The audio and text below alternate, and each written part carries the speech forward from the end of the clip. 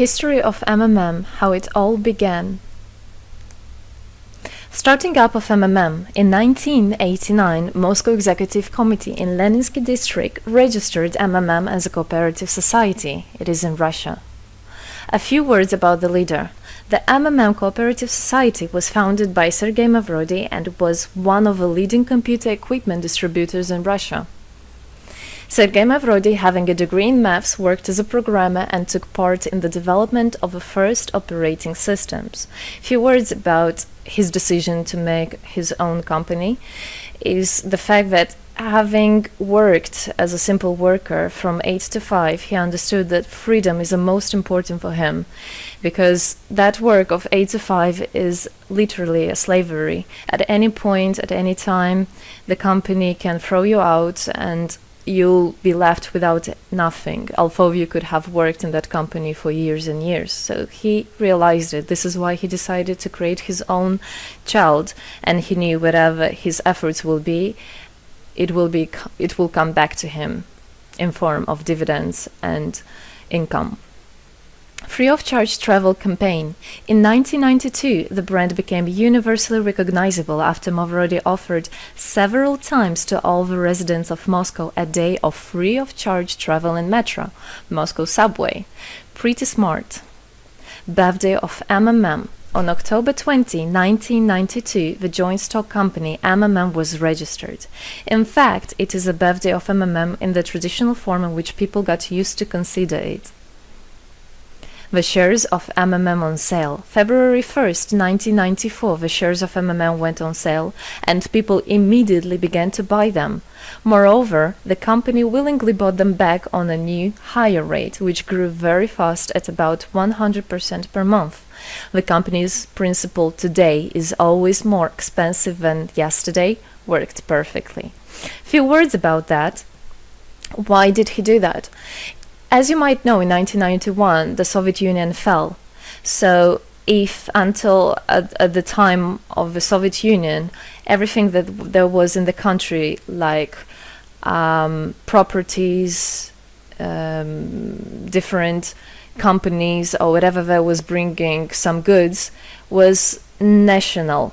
So any person of the country was entitled to have a share of that production, of that company. Everybody was equal. But when the Soviet Union fell, what it meant is that all the companies, all the properties had to be privatized. So you can imagine there is a company, a huge company. People worked there for years and years. And at one moment, there comes a person and says, all that is mine. Yes, this was the case. And obviously that information, that laws about the fact that it was possible to privatize was kept only for a small group of people for obvious reasons. So a simple worker who worked in that company for years and years or all his life didn't know he can actually come and say by law that that is his. So what genius idea Sergei Mavrodi had is to sell these shares to gather the money of the people, and with this money to buy those companies. So basically, if a person has an MMM share, he would have had an exact share from the company that Sergei Mavrodi bought. For example, a company from oil and gas or something else. Obviously, he knew perfectly which companies are worth it and which companies were not. There was quite a battle there. So as you can see, his idea was great, but let's see what happens. Government is trying to hinder MMM's activities. Surprise, surprise!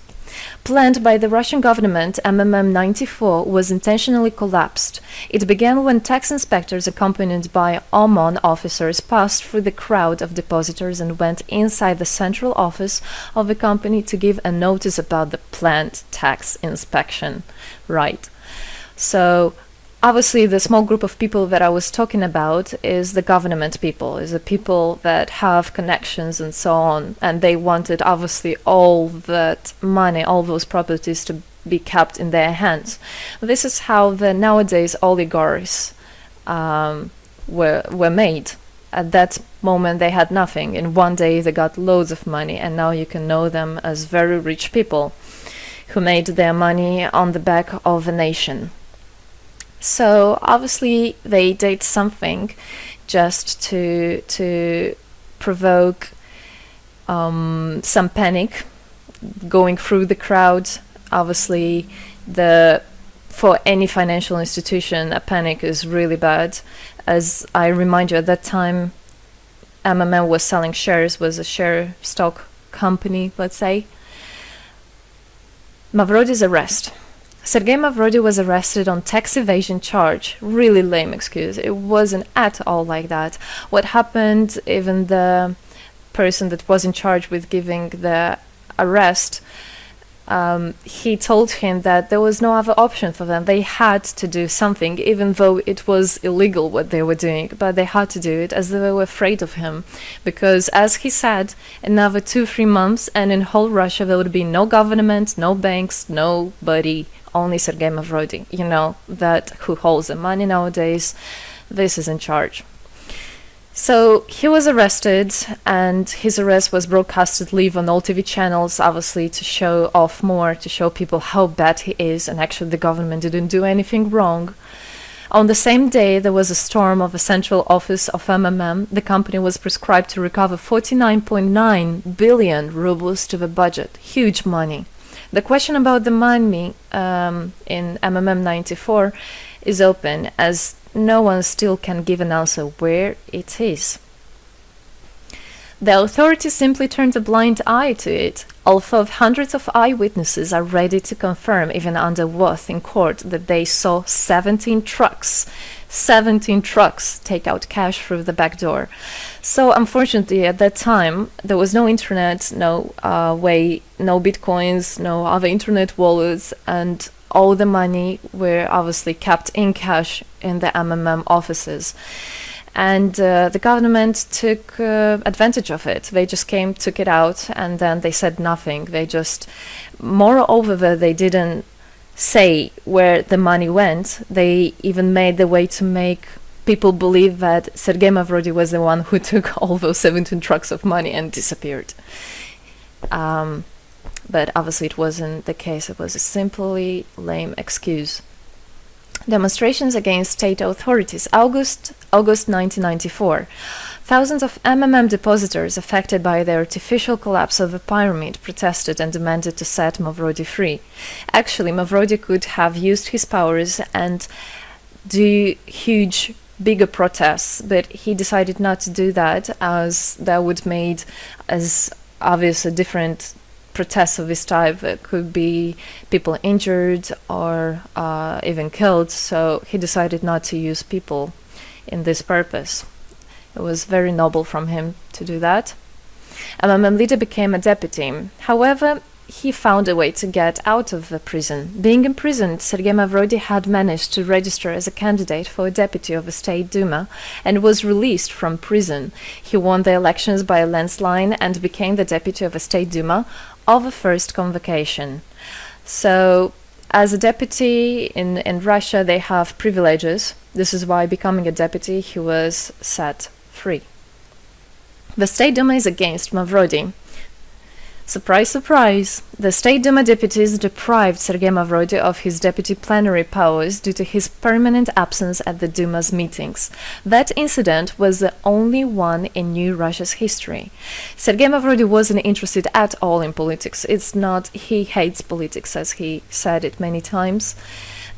So he became a deputy only for the reason to get out of a prison. That's it. He wasn't interested to go to at their meetings, as he himself considered as well the people there as being quite silly and not worthy to spend time with. But this was another lame excuse for them to deprive him by saying that he is absent. A candidate for presidency. The Central Election Commission registered the authorized representatives of the initiative group that had nominated Mavrody as a candidate for the president of Russia, but subsequently rejected a significant part of the signatures in the support of a candidate, and his registration was renounced. So, for obvious reasons, they did that again. They weren't interested into having a fair president, a fair leader on top of their head. Revival of MMM, January 2011. Sergei Mavrody renounced launching a new launching a new project of MMM 2011. Together we change the world. Previously, there were simply no analogs of similar systems in the world. The film about MMM, the launch of a project fell in the same time interval with the release of Russian film about MMM Pyramid, the plot of which is based on the eponymous book in which the history of MMM is disclosed by Sergei Mavrodi. So he wrote a book, and there is a movie which I highly recommend you to watch. You can find it online on YouTube. MMM is building a new, fair financial order. June 2012, the activity of MMM made a lot of banks collapse and a huge outflow of funds from deposit accounts happened. The system numbered more than 35 million members at the time. For obvious reasons, the fight against the system started. It suffered the same fate as MMM 94, eventually collapsed. So what happened? A lot of banks, as I already said, had a huge outflow, and another minus of the system of that time was that it wasn't really quite a community, because the money was still kept by the managers in MMM.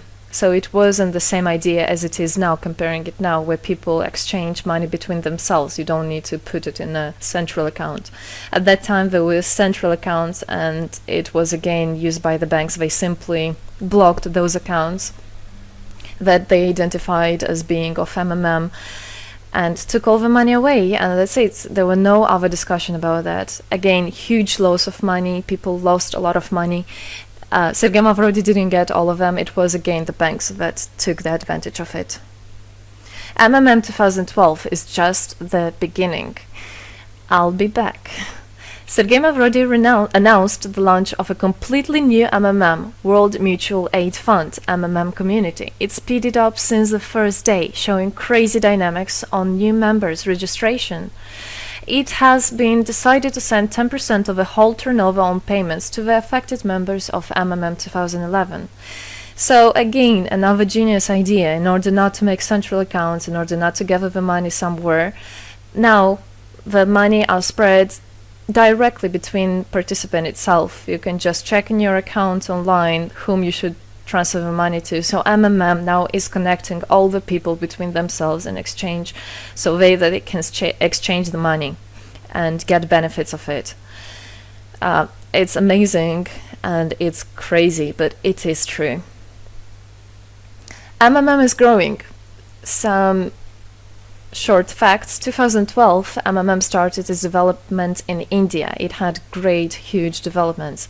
2012-2013, following India, MMM Bangladesh was launched as well. 2013, MMM Indonesia was launched. 2014, MMM Hong Kong. And it's not the end. MMM Global, 2014. MMM Global started up in the spring 2014. It is a voluntary network, a community of millions and millions of people from more than 100 countries worldwide. So there is already MMM settled in Argentina, Brazil, Philippines, Hong Kong, and other, and all the rest of people in the world from all the countries of the world are able to participate as well.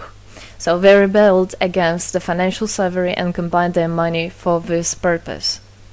So how it is possible? MMM, the Republic of Bitcoin. Bitcoin is another genius idea to set the world free. For MMM Global participants' convenience, there were some 20 ideas on funds transfers implemented. From now on, all the countries where you can buy and sell Bitcoins can be registered in a branch of Free People of the Republic of Bitcoin. Thus, there is no barriers to develop MMM in small countries due to their restrictions on the international bank transfers. Banks.